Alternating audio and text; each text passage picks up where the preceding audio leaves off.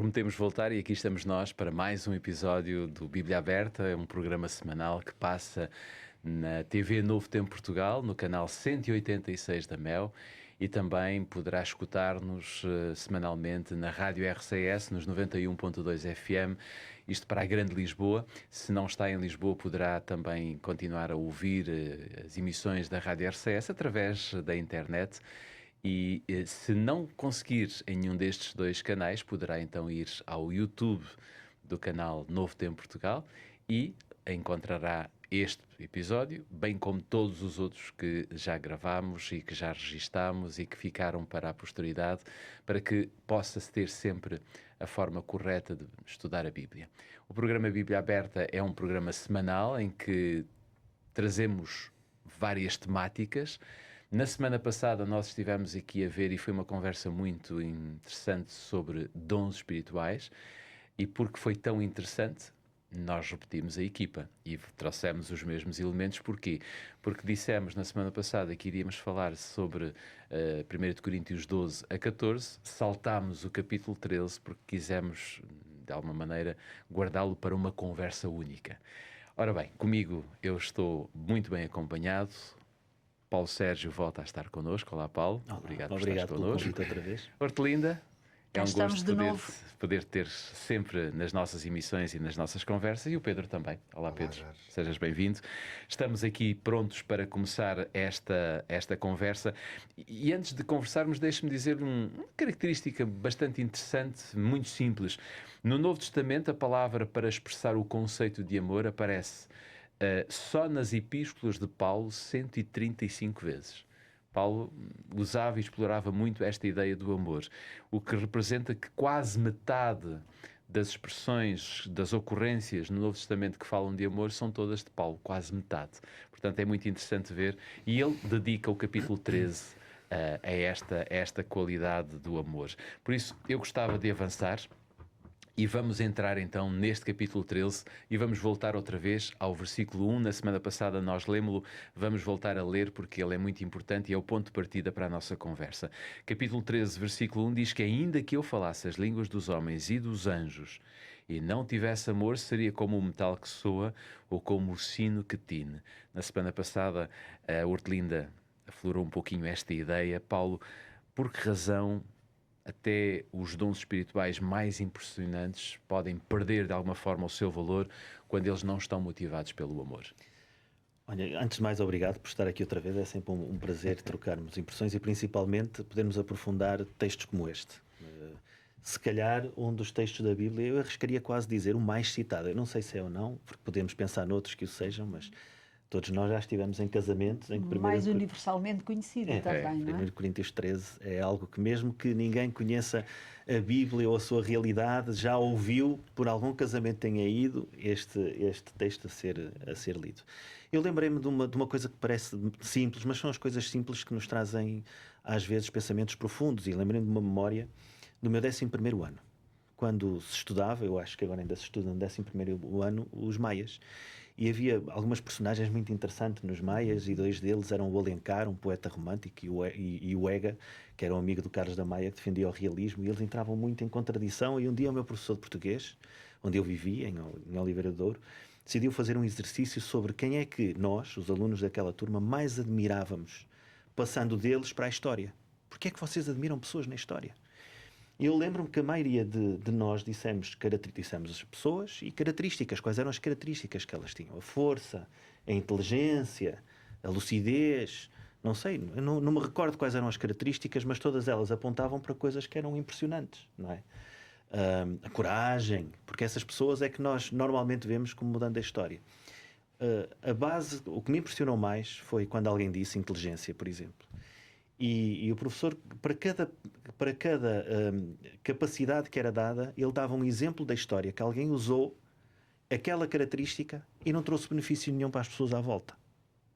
Vamos supor, eu não me lembro rigorosamente, mas dizer, sei lá, Napoleão era muito corajoso, mas provocou as guerras, o Hitler era um visionário, mas a visão que tinha era de uma sociedade destruída e pronto, totalitária. Para cada característica que se via da capacidade da pessoa, ele contrapunha o que de mal alguém tinha feito na história. E a base de onde ele queria chegar é porque é que nós não conseguimos admirar as pessoas que têm características que contribuem para o crescimento dos outros, para o bem dos outros, para uma sociedade que seja melhor, mais justa e por aí fora. E realmente eu acho que responde perfeitamente com um exemplo muito simples. Porque é que até os dons espirituais impressionantes podem perder o valor se não têm o motor certo, que é o amor. É isso que o apóstolo Paulo nos está a querer dizer. E dilo de uma forma, a apóstolo Paulo, que utiliza muitas imagens que muitas vezes nós ignoramos, mas que são profundamente gregas, digamos assim, na forma como ele está a falar com as pessoas e com o cuidado que tem na compreensão da sua cultura.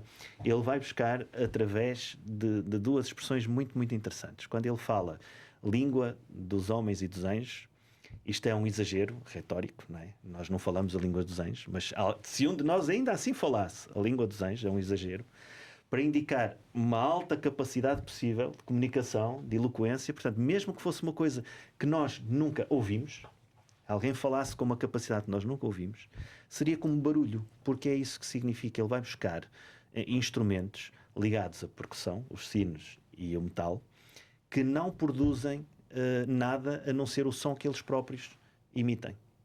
Portanto, não é cada um desses instrumentos capaz, por si próprio, um sino, por exemplo, produzir uma melodia, porque está sempre a dar a mesma nota. Não tem harmonia, não é? Barulho. Produzem barulho, produzem ruído. Quer dizer, aquilo que acontece quando um dom é exercido, por mais extraordinário que seja, sem ter humor, ele vai ser a produção de um ruído no que é uma comunidade. É isso que Paulo nos está a querer dizer. Ele, no fundo, chama a atenção, utilizando esta imagem musical, que os dons são instrumentos, mas que precisam de ser tocados. E o que os toca, de facto, não é a pessoa que os usa, mas é a inspiração que está por trás da pessoa que os usa. E essa inspiração é o amor, é o motor, é o dínamo. No fundo, é o que dá direção, é o que dá propósito, é o que dá sentido a um dom que é aplicado através de alguém por Deus, para benefício daqueles que estão à sua volta, para benefício da comunidade.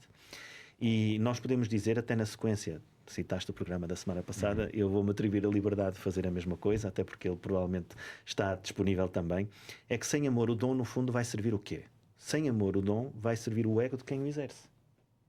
No fundo, acaba por ser um ato egoísta de manifestação de uma capacidade sem produzir o efeito que é o desejado, que nós já vimos a semana passada, o efeito que é o desejado, que é o benefício daqueles que vão receber esse dom. E em Corinto, de facto, os dons tinham se tornado uma fonte grande de competição, de divisão dentro da igreja, que é exatamente o oposto do propósito do que é o exercício dos dons espirituais. A tal unidade, na diversidade que nós analisamos. A questão não é então ter o dom, é de onde é que o dom vem e para onde é que o dom se dirige. Porque aí é que ele encontra o seu sentido e o seu propósito.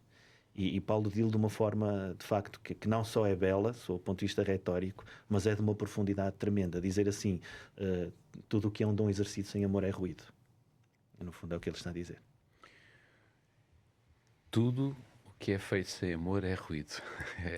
Esta ideia é bastante interessante. E Paulo vai continuar, porque ele abre claramente a falar da essência da vida cristã, que é o amor, com este versículo. E no versículo 2, por exemplo, ele vai falar de conhecimento, vai falar de fé, de sacrifício.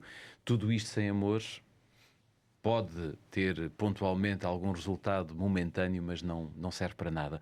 Ele diz no versículo 2, e ainda que tivesse o dom de profecia, e conhecesse todos os mistérios e toda a ciência, e ainda que tivesse toda a fé, de maneira tal que transportasse os montes, se não tivesse amor, nada seria. Portanto, ele dá aqui a tónica clara de que as coisas têm que ter uma base e nessa base tem que estar o amor. Pedro, porquê é que este texto de alguma forma nos ensina sobre o perigo de podermos pertencer ou de querer ter uma religião que seja correta na doutrina, mas que de alguma maneira seja vazia em questões de amor? Sim, o apóstolo está aqui a alertar para uma coisa perigosíssima, para um risco enorme. Eu já vou tentar explorar isso um pouco mais, mas é um risco enorme que tem particular, historicamente conseguimos ver que tem particular aplicação no âmbito da religião, precisamente. Mas é interessante que 1 Coríntios 3 é um poema, sem qualquer dúvida, é poesia e de qualidade, Não são muitos os grandes poetas no mundo, essa é que é a realidade. Muitos dizem que é talvez a mais sublime e a mais difícil de todas as artes. E o apóstolo Paulo aqui aventurou-se um pouco por essa capacidade de escrever de forma erudita, mas num ambiente poético. Há certas características que tornam um texto poético, e este texto tem muito de poesia. E no caso, porque ele usa muitas metáforas, claro, figuras de estilo que criam um ambiente e que ele vai acrescentando camadas. Aqui estamos a fazer uma espécie de análise quase versículo a versículo, que é o que vamos fazer hoje, e o Paulo explorou bem aqui a primeira camada da metáfora.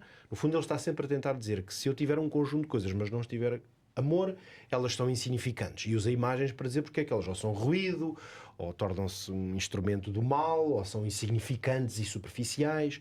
Se ele já falou da questão de ter dons, que tem mais a ver com capacidades que uma pessoa tenha, coisas que herdou ou que são inatas, a segunda imagem que ele vai usar para comparar como é possível ter coisas que até são consideráveis e muito estimadas, mas que podem ficar vazias, ele agora vai entrar num outro campo que tem a ver com conhecimento, poderíamos dizer assim. Mas ele até coloca esse conhecimento no campo que nós hoje diríamos o campo religioso, porque ele vai falar da fé, ou de ser profeta, vai falar em nome de Deus. Claro, conhecer todos os mistérios e toda a ciência. Ciência aqui não tem bem o sentido que nós costumamos dar, porque falamos de conhecimento científico e tecnológico, ou assim, obviamente que ciência aqui poderia ser trazido por conhecimento. Tem mais a ver com essa dimensão. Naquele tempo talvez mais filosófico. Filosófico, normalmente seria mais filosófico, profundidade de pensamento, portanto, mistérios e conhecimento, ou toda a fé. E fala mesmo da fé que pudesse agir, portanto ele usa quase um pouco, vai buscar um pouco a referência a Jesus, que diz: se tiveres fé como um grão de mostarda, dizes ao monte para ele se mover daqui para ali, ele move-se, que em si mesmo também é uma metáfora. Obviamente que Jesus não está a dizer que a fé serve para nós mexermos, experimentarmos mexer montes. É uma metáfora poderosa, a ideia de que coisas que são impossíveis de fazer podem acontecer. Mover obstáculos, por exemplo. Isso, não é? Portanto, há ali um pensamento alegórico. É interessante, portanto, o apóstolo Paulo, quando coloca esta segunda dimensão, obviamente que nos transporta a nós mais, a nossa reflexão precisa de ir para o campo de que, se nós tivermos uma prática religiosa, por isso a tua pergunta falava sobre doutrina, não é? Sim, doutrina. Que hoje é um dos elementos que as igrejas, que a fé se vai orgulhar, ou que termos uma doutrina, conseguirmos defender solidamente as coisas em que acreditamos. Hoje poderíamos dizer, talvez numa linguagem um pouquinho mais atual, mesmo se neste universo, que o apóstolo hoje seria como dizer: ainda que tu conheças bem a doutrina, ainda que tu tenhas os teus argumentos apologeticamente todos muito bem estruturados, ainda que tu penses que tens toda a verdade. Isso. A verdade seria outra expressão que nós também hoje utilizaríamos. Ainda que tu estejas totalmente firme e convicto da verdade doutrinal, até porque não colocarmos hoje aqui identidade denominacional. Talvez toque a muitos de nós. Ainda que tu penses e afirmes com convicção que a tua igreja é a igreja do Senhor, é a igreja verdadeira, todas expressões que nós estamos habituados a usar.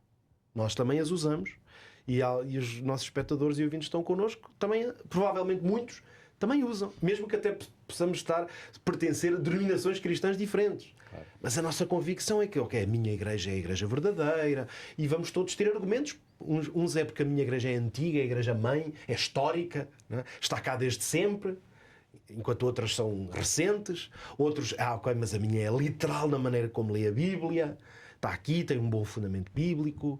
E outros vão dizer: mas a minha tem um culto maravilhoso, um culto inspirador. Nós todos poderemos apresentar argumentos a favor, se quisermos, da nossa forma de fazer e de entender a religião. Mas será possível? É isso que o apóstolo está aqui a dizer, é que é possível ter uma religião cheia dessas coisas, conhecimento, fé, doutrina, e não ter amor. Ora, isto não é uma novidade, porque nós poderíamos dizer: não, mas não há aqui uma falsa dicotomia, porque é perfeitamente possível ter uma religião, ter fé e ter amor. Claro que é possível. Agora, não é uma falsa dicotomia que o mundo da religião seja muitas vezes um mundo onde o amor está em último lugar na fila. Onde, talvez usando a expressão de Paulo, onde há muito ruído. Há muito ruído.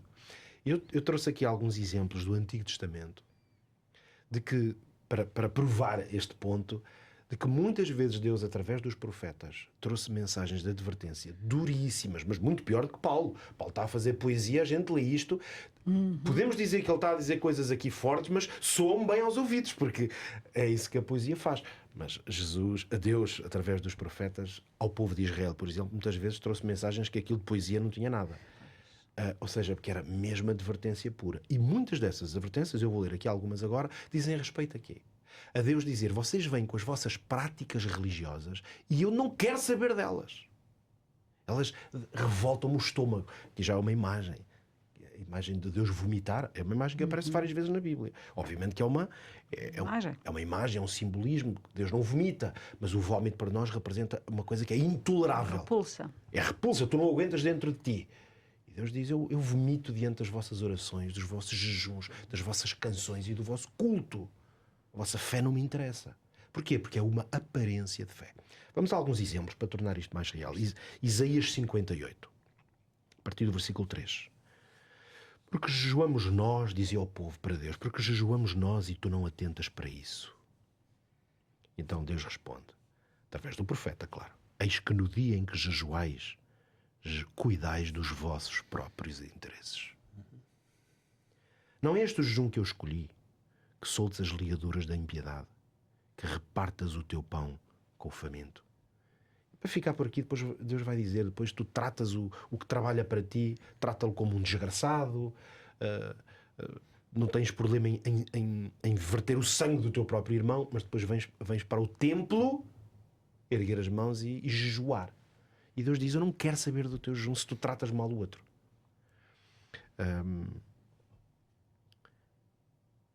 Zacarias 7,5 diz, quando jejuaste, acaso foi para mim que jejuaste, diz o Senhor, executai juízo verdadeiro, mostrai bondade e misericórdia para um com o seu irmão.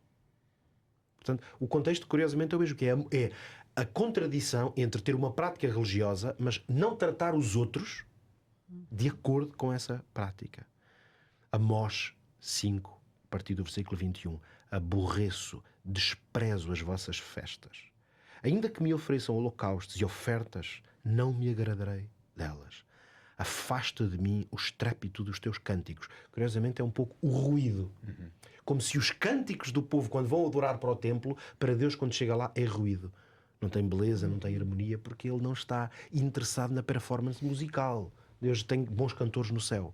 Isso era uma coisa que nós e todos os não é só os músicos, é os adoradores, precisávamos de entender. Deus não precisa nadinha da nossa afinação, nem da qualidade dos nossos instrumentos, porque lá no céu toda a gente toca bem instrumentos. Isso não vale só para a música, vale para tudo. Vale para tudo. Por isso, a performance das nossas igrejas, a qualidade da nossa doutrina, a proficiência dos nossos livros e dos nossos teólogos, no fundo, tudo isto, quando vai, tem aquela ideia bíblica do perfume que sobe. Quando isto chega a Deus, chega como? Qual é a performance humana que Deus pode ficar impressionado? Por isso que estas questões são muito importantes de ser percebidas, porque o que é que um ser humano possa fazer que Deus fique impressionado? O Criador do Universo. Por isso ele diz, afasta de mim os teus cânticos, porque eu não ouvirei a melodia das tuas liras. Então aqui vários exemplos de como Deus descreve a ideia de que é possível ter estas práticas religiosas, que no caso todas apontam para vir ao templo, porque era essencialmente o espaço de adoração. Então nós poderíamos colocar as coisas como tu vens com a roupa que achas a roupa certa para vir à igreja adorar, vens com os teus vestidos e com as tuas gravatas e com os teus fatos, tu vens com as tuas normas e tradições, vens com as tuas liturgias, vens com os teus rituais, e se isso não combinar, o que é interessante aqui é que nenhuma destas coisas, em nenhum momento Deus diz que essas coisas não prestam. O que ele diz é, não me interessa tu vires com essas coisas se a maneira como tu tratas o teu irmão, como tu vives, como tu amas, por isso é que o contexto é muito esse do amor, se não há uma coerência entre uma coisa e outra, porque Deus vê muito mais a maneira como tu, é isso, como tu tratas o outro, que é, em certo sentido, a verdadeira manifestação do amor qual é? É sempre na relação. Porque amor próprio, em princípio, não é muito difícil, embora às vezes é, mas amar-nos a nós no sentido em que achamos que estamos certos e que fazemos as coisas bem é mais ou menos natural. Agora, em relação ao outro, a maneira como eu trato aquele que não pensa como eu, mesmo dentro da igreja, da comunidade cristã, a maneira como eu olho para aquele que não se veste como eu, lá está, não adora exatamente como eu, não tem o mesmo gosto musical que eu, é aí que realmente se manifesta o quanto uma pessoa tem o amor de Deus na sua vida. E o mundo da fé é um mundo muito exigente nesse aspecto, porque o mundo da fé, com muita frequência, então se olharmos para a história, o mundo da fé e da religião muitas vezes é um mundo de enorme intolerância. Historicamente sempre foi. Onde quem não adora, houve um tempo que quem não adora como eu, o pescoço vai cair. Se a pessoa não tem a mesma crença, hoje já nós estamos num tempo de cortar cabeças, mas fazemos-lo de outra maneira. Eu não queria fazer aqui a apologia, nem estar aqui com religiões comparadas, mas isto é um assunto que me toca muito o coração, porque nós estamos aqui a colocar a correção doutrinária e o nível do amor como sendo elementos separados. Ora, no cristianismo o amor faz parte e sendo Deus amor é o fundamento da própria doutrina. Sim. Portanto, nós não podemos falar no cristianismo numa doutrina correta, vazia de amor, porque o amor faz parte da própria doutrina. Nós não temos, eu não vou dar exemplos de quais são os fundamentos de outras religiões, mas é fácil de explicar que há muita religião ritual pelo mundo inteiro e na história em que o objetivo é placar a ira dos deuses, ou é obter o favor dos deuses. Isto é completamente contrário.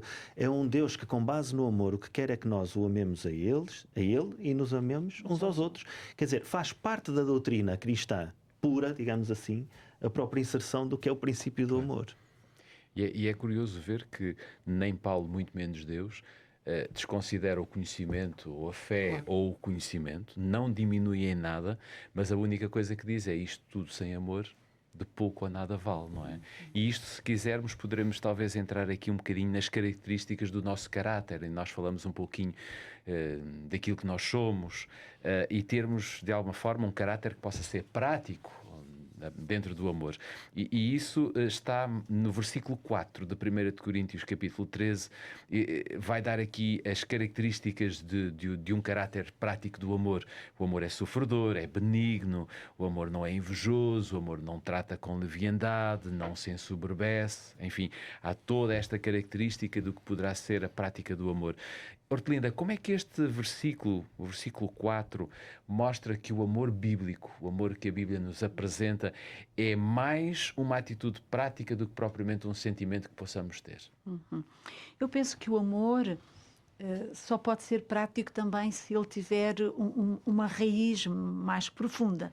Não é? Senão o apóstolo não diria: eu posso dar todos os meus bens aos pobres, mas se não tiver amor, de nada serve. O amor é, poderíamos dizer, um envolvimento total da pessoa no bem do outro. Isso vai mobilizar-te fisicamente, vai mobilizar-te psicoafetivamente, vai mobilizar-te a nível da tua inteligência, a todos os níveis. Portanto, o amor mobiliza toda a pessoa ao serviço do outro. Por exemplo, mas claro que é nas demonstrações concretas, não é? Nas ações concretas que o amor se demonstra. Mas quando diz que o amor é paciente, é realmente, isto mobiliza algo em ti que não é a tua generosidade de dar. É um outro dar, é uma outra generosidade, é uma abertura ao outro na sua imaturidade, porque o outro tem comportamentos de imaturidade, comportamentos que podem ser incómodos, comportamentos que podem ser desagradáveis, comportamentos que te podem prejudicar. E o amor convida-te a olhares o outro dentro da sua fragilidade, dentro dos seus limites, dentro das suas fraquezas, aceitares o outro e teres esta abertura ao outro dentro dessa fragilidade, é realmente o amor. Mesmo que não lhe dês nada, nem objetos, nem bens. Portanto, ser benigno, como dizem, ser benigno é ser benevolente, enfim, ter a melhor intenção. portanto, para com os outros. Confiar sempre, acreditar sempre. Não é ser tonto, acreditar em tudo, nem acreditar que as pessoas vão ser sempre adequadas. Não, é acreditar que o outro tem possibilidades e que tu vais ajudar a desenvolver essas possibilidades do bem. Espera sempre. Sabes bem que pode vir alguma coisa negativa dali, mas tu esperas que o melhor se possa manifestar. Portanto, amar é estar totalmente mobilizado e motivado para realizar o bem do outro através de todas, enfim, de todas as atitudes que sejam negativas, positivas, mas ao mesmo tempo o amor é também um travão contra as coisas negativas, contra aquilo que é negativo. Quando tu amas, tu não tens comportamentos negativos, tu não és invejoso. Se tu amas, tu não podes alegrar-te com o mal do outro. Não ficas ressentido com o que o outro tem e tu não tens. Tu não te comparas ao outro. O outro é o outro, tu és tu. E tu estás ao serviço do outro. Não és superficial. Portanto, vais a fundo na tua ajuda. O amor diz que não se ensoberbece. O amor não tem uma relação para com o outro vertical. Eu estou em cima, tu estás em baixo. O amor não esmaga. O amor faz crescer. O amor faz desabrochar. Este amor de Coríntios 13, finalmente, é uma vitória sobre si próprio. É algo que fazemos ao outro, mas é ao mesmo tempo uma vitória sobre nós próprios, sobre o nosso próprio egoísmo, sobre o nosso próprio interesse, sobre as nossas tendências humanas, não é? E este amor é o que leva a deslocar o centro de gravidade de interesse de ti para o outro. O foco deixa de estar em ti, o foco está no outro. Aquilo que o outro realmente necessita, nas suas necessidades reais. Então este amor implica uma grande renúncia de si próprio. Este amor implica renunciar a seus direitos, às suas razões, aos seus interesses, aos seus desejos. Podem ser bons e legítimos. Amar é renunciar a algo até que é bom para nós e que é legítimo, mas que por amor do outro nós o fazemos. É fazer um espaço ao outro. Mas para termos este amor, eu gostaria de dar ênfase a esta ideia sobretudo. Para termos este amor, nós temos que ser amados. Nós temos que nos sentir amados. Nós temos que estar nós mesmos, temos que nos amar a nós mesmos para podermos amar o outro. Os psicólogos dizem que há uma sequência evolutiva no amor. Para amares os outros, tens primeiro que te amar a ti mesmo. Porque se não te amas a ti mesmo, o que é que dá ao outro? Aquele que se detesta, não é? Precisas te amar a ti mesmo. E para te amares a ti mesmo, tu precisas ser amado por alguém. Então eu penso que a chave para desenvolvermos este amor de Coríntios 13 está realmente na aceitação de um amor maior para nós de alguém. Alguém que preencha, poderíamos dizer, o nosso depósito de amor e o deixe no verde, que ele fique realmente preenchido. E isso vai permitir-nos disponibilizar-nos para poder então entregar-nos ao outro, não é? Porque só se pode dar aquilo que se possui. E só nos possuímos se nos amamos e se somos realmente amados por outro. Então este amor é o amor de Deus. Eu penso que quando nós estamos conscientes, apropriados, nutridos pelo amor de Deus, este amor para o outro é quase natural. Eu gostava de vos partilhar com vocês uma experiência que se passou comigo. Uma vez houve um tempo na minha vida em que eu trabalhava, saía de casa muito cedo, estava no estrangeiro, e eu para chegar ao meu trabalho, eu fazia quase 1 hora de comboio. Então eu passei a fazer dessa hora no comboio o meu lugar de reflexão espiritual, de meditação. Eu orava em casa e às vezes também orava no comboio e lia a Bíblia no comboio. E num destes momentos eu tive um acesso a um patamar da compreensão do amor de Deus que eu não tinha tido até ali. De alguma maneira foi como que uma revelação. O amor de Deus apareceu-me como algo de realmente...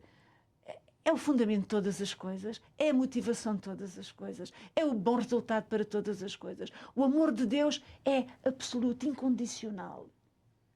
É qualquer coisa que eu me apropriei naquele momento. E eu vinha num comboio, numa carruagem, cheia de gente. E passou-se qualquer coisa comigo naquele momento em que eu senti-me parte daquela gente toda. O amor de Deus levou-me a sentir que eu era parte de toda aquela gente, eu pertencia àquela gente e aquela gente me pertencia, porque o amor de Deus me ligava àquelas pessoas.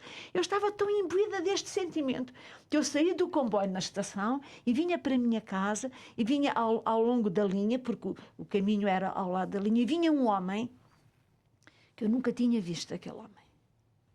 Mas eu digo-vos que eu tive uma vontade enorme de abraçar aquele homem. Eu nunca o tinha visto, eu nunca mais o vi. Mas eu tive que me reter para não abraçar o homem, porque eu me senti íntima, próxima. Havia qualquer coisa que naquele momento me ligou às pessoas, que não tinha que ver com as diferenças aqui em cima uns com os outros, não é?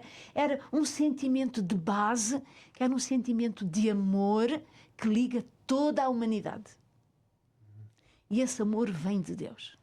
E quando tu estás preenchido com esse amor de Deus, então tu podes amar qualquer pessoa, em qualquer situação, e seja qual for a exigência que esse amor, portanto, tenha para ti. Se eu tivesse sempre aquele amor, eu posso dizer-vos que eu era um dínamo na sociedade.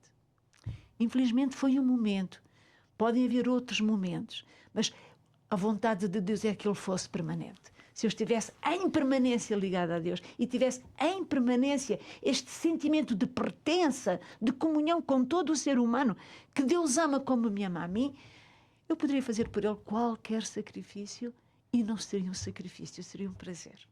Não é? Portanto, isto mostra que realmente a nossa falta de amor para com os outros traduz uma falta de recepção de amor da parte de Deus. Se a conversa ficasse por aqui, era excelente. Mas temos ainda mais algumas coisas para lhe dizer e por isso não saia daí. Nós vamos fazer um curtíssimo intervalo porque falar de amor é numa dimensão em que não tem comparação e por isso precisamos de continuar esta conversa. Voltamos já a seguir. TV Novo Tempo, o canal da Bíblia, o canal da Esperança. Cá estamos de volta para a segunda parte do episódio de hoje, do Bíblia Aberta. Já sabe, este é um programa semanal que passa na TV Novo Tempo Portugal, no canal 186 da Mel. É importante que você registre este canal e possa nos acompanhar e possa estar connosco. Para além deste programa, temos muitos outros programas que lhe dão a perspectiva da fé, da esperança e, sobretudo, do amor, como estamos a falar neste episódio. Antes de retomarmos a conversa, eu quero lançar-lhe um desafio.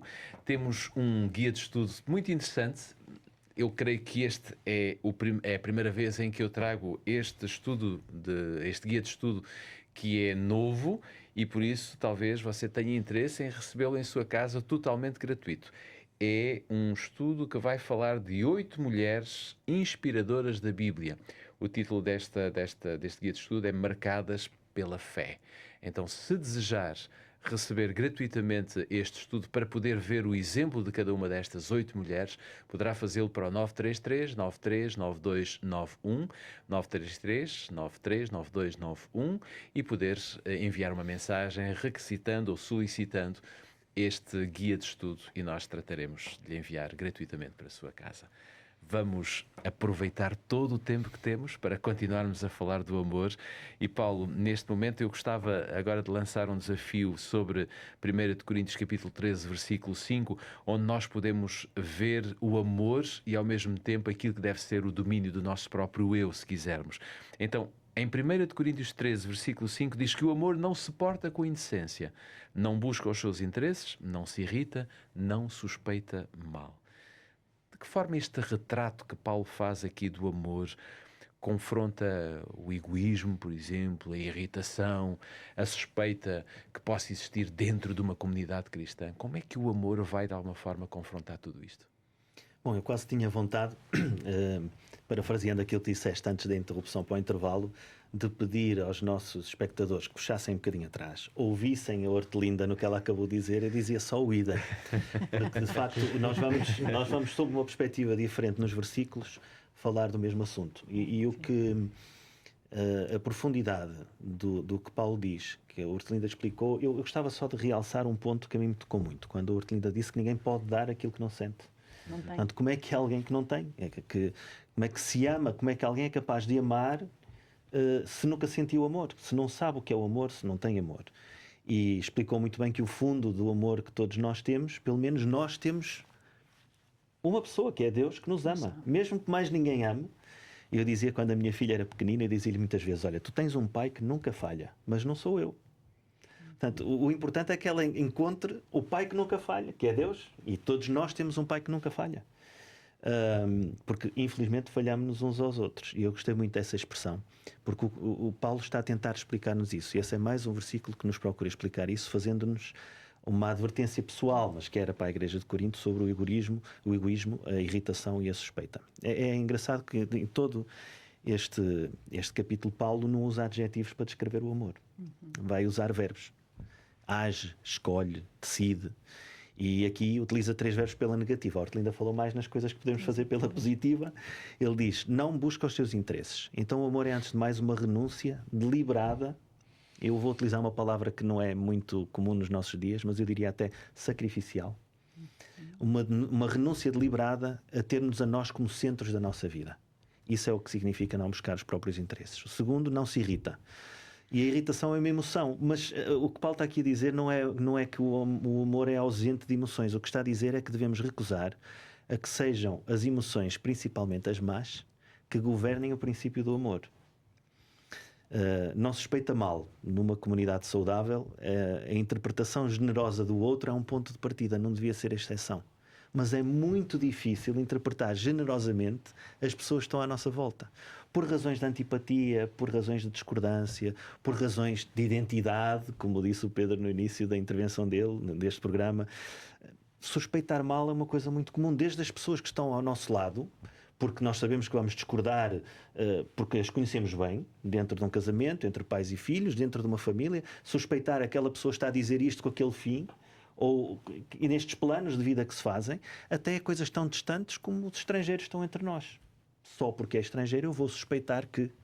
Portanto, e Paulo está a advertir que o amor não tem como base, não pode ter como consequência uma suspeita. E estes 3 problemas, que são o egoísmo, a irritação e a suspeita, que destruíam a igreja de Corinto, são aqueles que destroem as comunidades hoje, seja uma comunidade religiosa, seja uma comunidade familiar ou civil. E o amor bíblico, de facto, não é um sentimento que nós estamos à espera de sentir, é uma postura ativa em que se faz uma escolha como princípio e que depois tem que ser consequente com ela.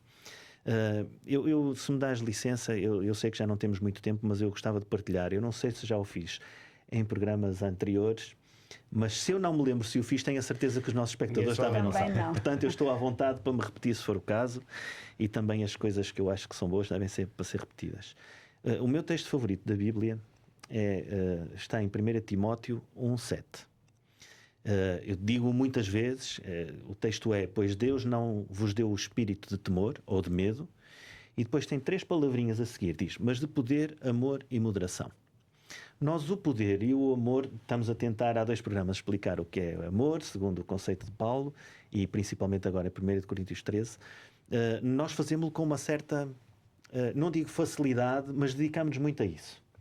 A palavra que aparece a seguir, que nesta versão é moderação, mas que noutras versões aparece autodomínio, domínio próprio, temperança, equilíbrio.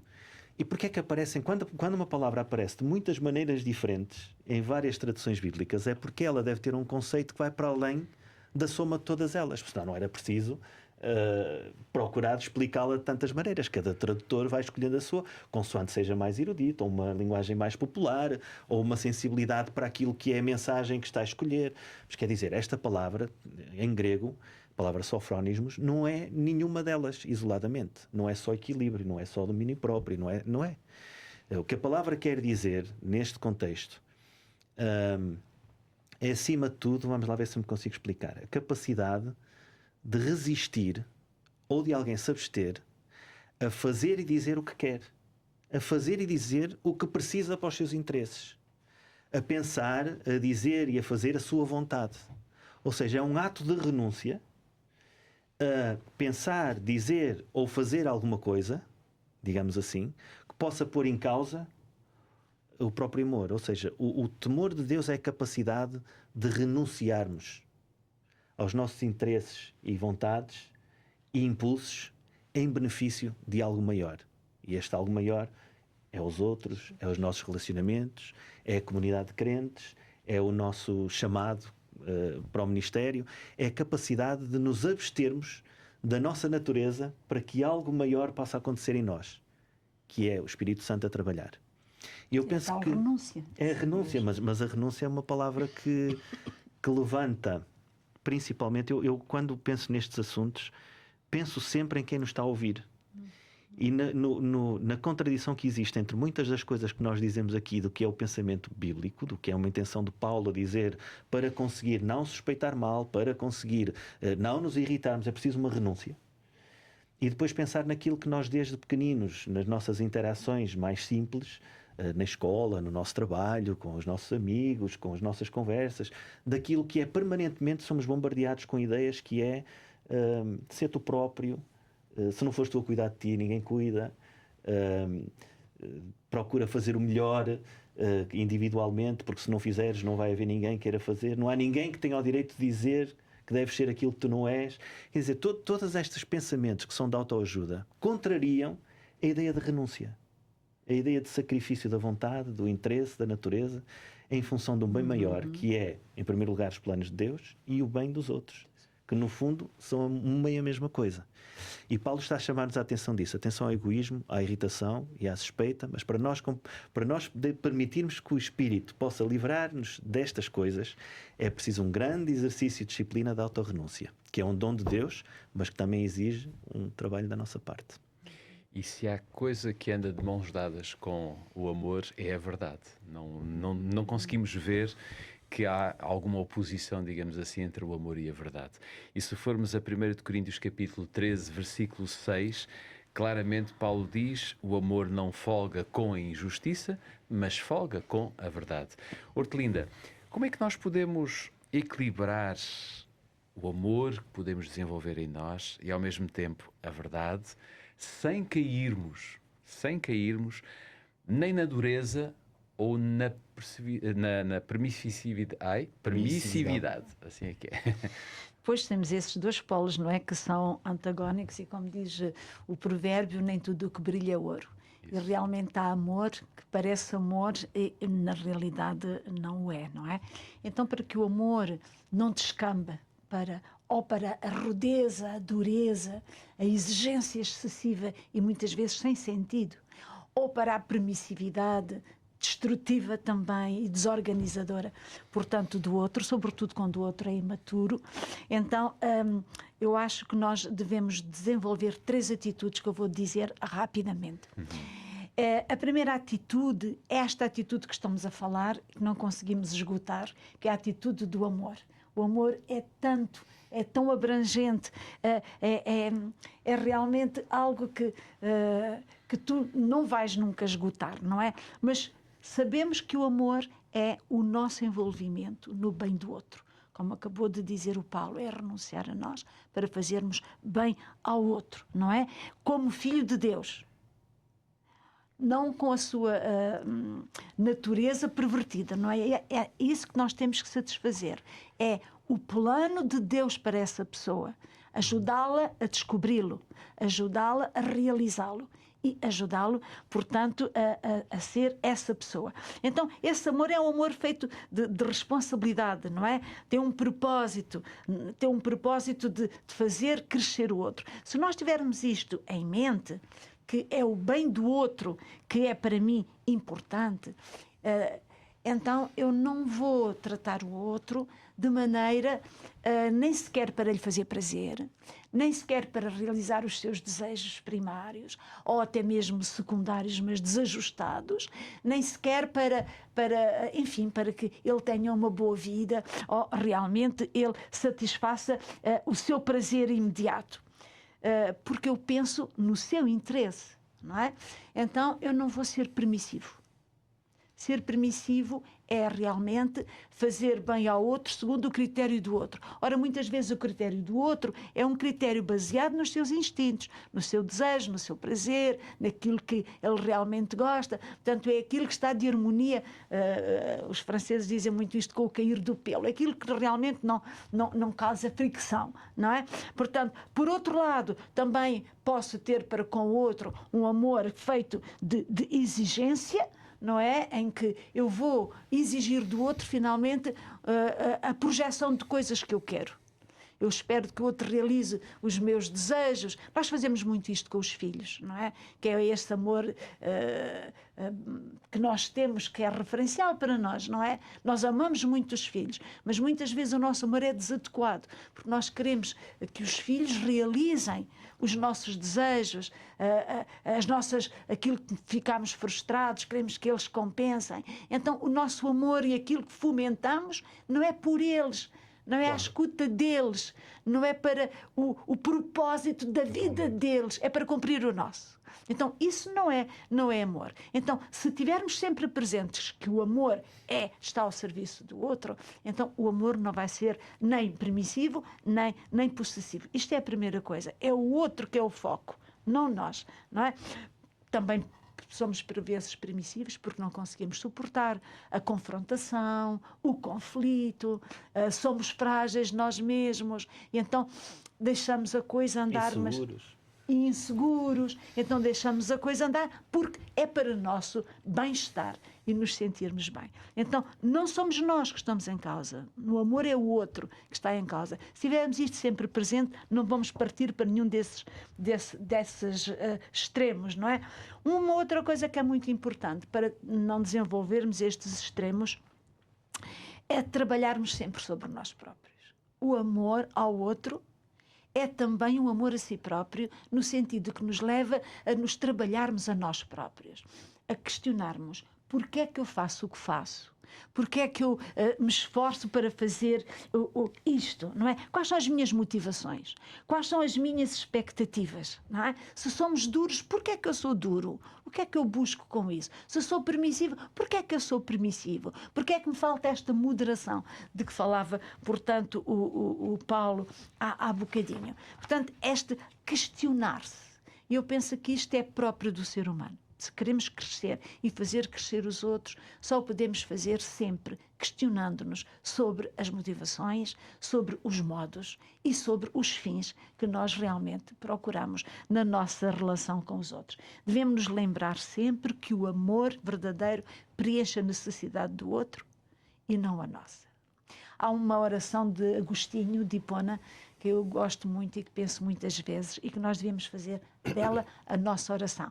Ele diz, meu Deus, na sua relação com Deus, ele diz, meu Deus, que amo eu quando te amo. Que amamos nós quando amamos Deus. Que amamos nós quando amamos os outros. Isto é um questionamento que nós devemos sempre fazer. Se o fizermos, nós vamos também escapar dessa dicotomia permissividade e rudeza, não é? E depois a terceira atitude que eu penso que é muito importante é viver sob o movimento do Espírito. Já vimos que o amor é um dom do Espírito, não é? É a presença do Espírito em nós. Então, estar nesse movimento do Espírito, escutar, estudar, orar, manter esta ligação viva e vital com Deus, que é a fonte do amor. Ele vai sempre corrigir, vai-nos sempre revelar aquilo que em nós pode descambar para qualquer coisa que seja bem longe do amor. Pena é que nós não pensámos bem, podíamos ter feito uma questão de fazermos 2 episódios só sobre o capítulo 13, porque há muita coisa para fazer e forçosamente pelo tempo que temos que saltar basicamente para o último versículo deste capítulo. Todo ele é extraordinário, mas nós podemos ver que o último versículo que nós encontramos neste capítulo fala-nos daquilo que é o maior dom, aquilo que permanece. Nós já aflorámos isso um pouquinho, penso que no último episódio, mas vamos, e vou pedir ao Pedro que de alguma maneira possa fazer este remate. 1 Coríntios 13:13 diz: agora pois permanecem a fé, a esperança e o amor, estes três, mas o maior destes é o amor. Pedro, porque é que Paulo, de alguma forma, afirma que o amor é maior do que a fé e maior do que a esperança? Talvez áreas onde nós estamos já bem implementados, não é? Na questão da fé e da esperança. Porque é que o amor é maior do que a fé e a esperança? É uma pergunta assim clássica, não é? Para tentar explicar, porque o apóstolo aqui apenas afirma, não é? Nós normalmente temos muita dificuldade, até por insegurança natural, de afirmar, no campo da Bíblia, da fé, dos valores, afirmar que uma coisa é maior que a outra. Normalmente tendemos sempre a dizer que uma não retira nada à outra e tentamos equilibrar tudo, não é? E aqui eu acho meio corajoso do apóstolo Paulo dizer, olha, estão aqui 3 coisas importantíssimas, mas não vale a pena ter dúvidas porque uma é maior que as outras. Por isso é a primeira coisa que eu digo, acho corajoso. Paulo tem tudo para ser um homem de coragem, não é? Nós sabemos isso. Mas é corajoso, porque provavelmente eu, se estivesse a refletir sem conhecer esta frase, jamais diria isto. Diria, são 3 coisas muito importantes, todas elas têm o seu lugar. Isto é mais a nossa postura. Eu acho muito... Em 10 segundos. Claro. Aquilo não diz só, ele diz e coloca um ponto final mudando de assunto. Bom, muda. Portanto, ele nem argumenta porque é que é o maior. E isso dá o espaço para tu agora poderes Nós explicar. podemos argumentar. Ponto final, parágrafo. Exatamente. Um parágrafo, como nós dizemos, acabou. Esta é maior, fiquem lá com esta. Não é? Embora a explicação dele está toda atrás, antes. claro. É como se, em certo sentido, ele chegasse à conclusão de que, por tudo isto que eu acabei de dizer, é evidente que o amor é mais importante. Quase que nós podíamos dizer que é como Jesus quando chega, ou como Deus chega ao fim da criação e diz, e tudo está muito bom. Ponto final. Ninguém vai discutir ou dizer, sim, mas aqui podias ter feito melhor, não é? Então é uma afirmação definitiva, até esta questão. absoluta. Só estou a valer, porque é absoluto. Quando diz esta é maior que esta, nós já não vamos poder debater aqui se é ou não é. Porque esse é o valor que nós damos primazia à palavra e à sua inspiração do que à nossa, por mais que possamos dizer coisas aqui que até sejam úteis ou interessantes. Esta tem primazia. Então nós já sabemos. O máximo que podemos tentar fazer aqui é explicar ou ascender a uma ligeira compreensão. Por acaso, no último programa, portanto aqui na semana passada, o Paulo respondeu a isto, com uma das explicações, porque falou-se do assunto do amor, precisamente, e na altura fez sentido, e eu vou até repetir, porque acho que essa é uma das ideias mais relevantes.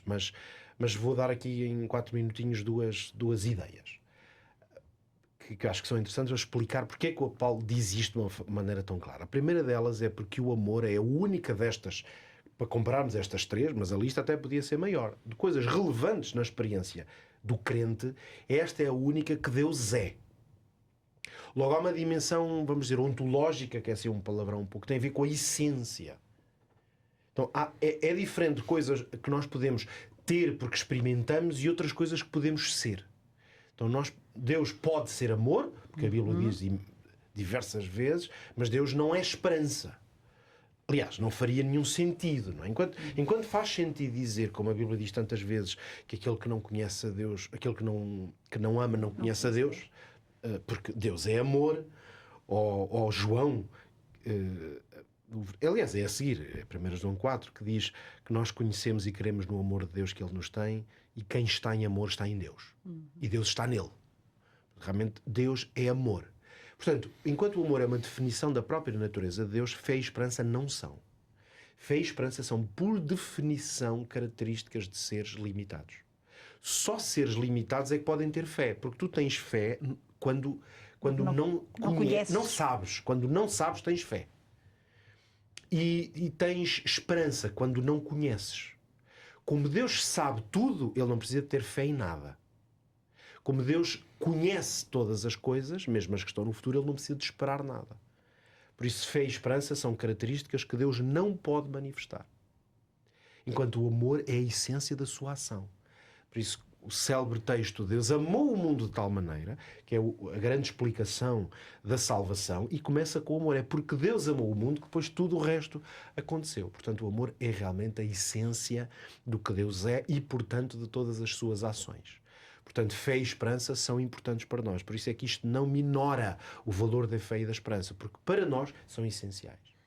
Como nós não sabemos o que vai acontecer, nem estamos em posse de conhecimento sobre tantas coisas, muitas vezes a única explicação possível é ter fé, mesmo se não conseguimos a explicar. Por exemplo, às vezes acontecimentos duros na nossa vida, injustiças que às vezes se abatem sobre nós, dor e sofrimento. Se nós vamos tentar explicar ou racionalmente entender, como não conseguimos, o que é que nos resta? ou o desespero, e eu atiro-me da ponte e digo que isto acabe tudo, ou então eu digo, vou ter fé. A fé muitas vezes é um último recurso, e não é porque seja uma coisa que deixamos para o fim, que não serve para nada. É o último recurso porque realmente é às vezes a única explicação a que te podes agarrar. Mas, finalmente, claro, ligado a esta explicação, e eu vou retomar as palavras e a ideia do Paulo aqui na semana passada, é de que, obviamente, a fé e a esperança são efêmeras, estão datadas. A fé e a esperança vão terminar, não são eternas. Porque nós chegaremos a um tempo e a uma realidade na qual, graças a Deus, já não precisaremos de ter fé. Porque conheceremos tal como somos conhecidos. Enquanto agora vemos em espelho, então veremos face a face. Tudo texto do apóstolo Paulo. O que significa que nós não precisaremos mais, quando o plano de Deus eterno se consumar, nós não precisaremos nem de ter fé porque vemos, nem de esperança porque já recebemos. Mas o amor vai continuar lá.